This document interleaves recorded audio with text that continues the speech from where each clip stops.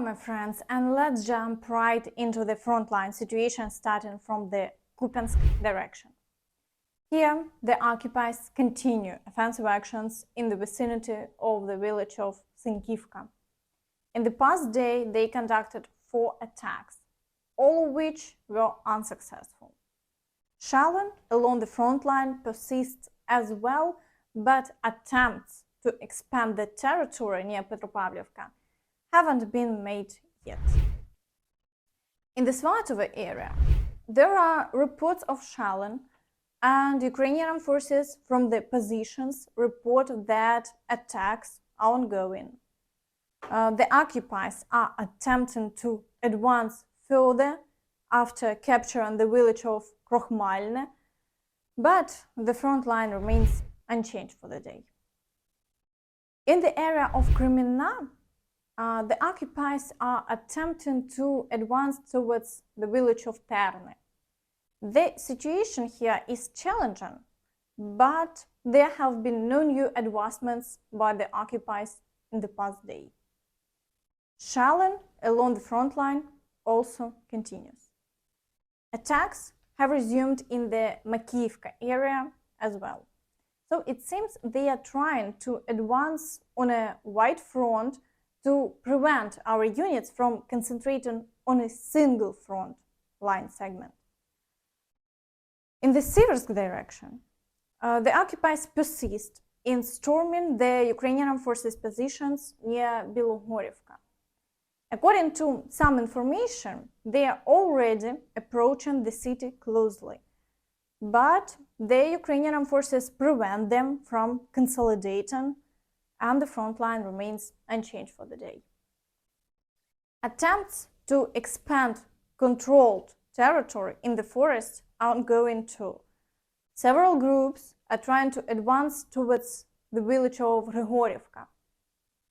Along the rest of the front line, shelling continues, but no new attacks are reported. In the Bakhmut direction, the occupiers are shelling along the entire front line and continue their advance towards Vuhledar, Kupiansk, and Avdiivka. Over the past day, the occupiers conducted 7 attacks, all of which were unsuccessful, and the front line remains unchanged. In the Avdiivka direction, there is currently a decrease in the number of attacks. Over the past day, the occupiers attempted 14 breakthroughs. The main battles are concentrated today in the areas of Svatove and near the industrial zone. Attempts to break through in the areas of Pervomaysk and Nevelsk are ongoing as well. However, they haven't succeeded, and the front line remains unchanged. But significant activation in the Marinka area persists, with 16 attacks conducted on Vuhledar. So it's evident that the occupiers are trying at any cost to reach Kurakhove. They are exerting considerable efforts, but the front line remains unchanged, with the Ukrainian Armed Forces repelling all attacks.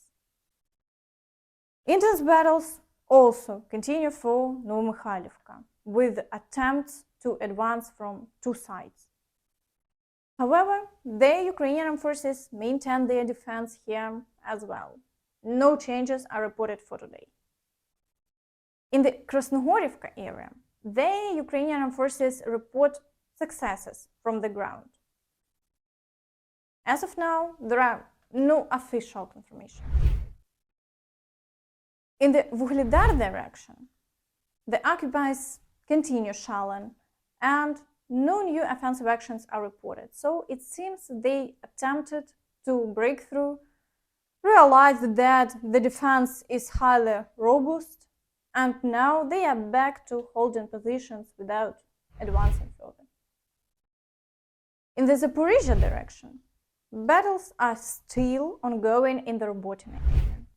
Only 1 attack was reported in the past day, and there is no activity observed around Verbove. The front line remains unchanged, and shelling continues as before. In the Kherson direction, the occupiers persist in shelling the right bank and continue their attempts to force the Ukrainian Armed Forces off the left bank. Mostly, the occupiers advance towards the village of Krynky, but they haven't achieved any success so far. The Ukrainian Armed Forces hold their positions and prevent the occupiers from approaching the village. All attempts are thwarted by FPV drones and artillery. Everything is the same. Today, our forces of one group stormed the village of Krynky.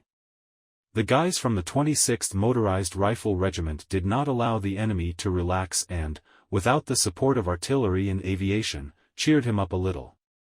But very soon it will be hot in the area of Krynky. And by the way, what really surprises and infuriates us is when we read the reports of other channels on Krynky, namely that some channels are constantly inventing something and winding up some advances, cleanups and continuous victories. After our Air Force ceased its work, our advance also stopped. Now there are ordinary positional battles. And we just don't understand the position of the admins of the channels, who constantly lie to their readers about our successes in Krynky. As for the rest, the Krynskaya Tyagamotna continues. Soon it will be 3 months since General Teplinsky commanded the Dnipro Military Command. So far no positive results have been seen. What this means, we'll find out shortly. And here, Lavrov made a statement. И именно так, как и положено братьям и добрым соседям, они и будут жить после реализации целей специальной военной операции, будь то военным или мирным путем. Напомню, что мы никогда не отказывались от последнего и всегда сохраняли готовность к переговорам. К переговорам не о том, как сохранить у власти главарей киевского режима и потакать их фантазиям, а о преодолении наследия разрушительного, десятилетнего разграбления страны и насилия. As it appears, the Russians try to talk about negotiations at any opportunity. So feel free to write in the comments why they do this, because I don't quite understand, as it already looks quite amusing. Meanwhile, Stoltenberg also made several interesting statements. Just concluded contracts worth $1.2 billion to buy hundreds of thousands of rounds of 155mm artillery ammunition. This demonstrates that NATO's tried and tested structure for joint procurement is delivering. Russia's war in Ukraine has become a battle for ammunition. So production of ammunition is absolutely necessity to enable us to continue to provide support to Ukraine. Because so far we have digged into our stocks, but with the consumption of ammunition we see in Ukraine and the needs we see to continue to provide support to Ukraine, we need to ramp up production. And that's exactly what NATO allies are doing.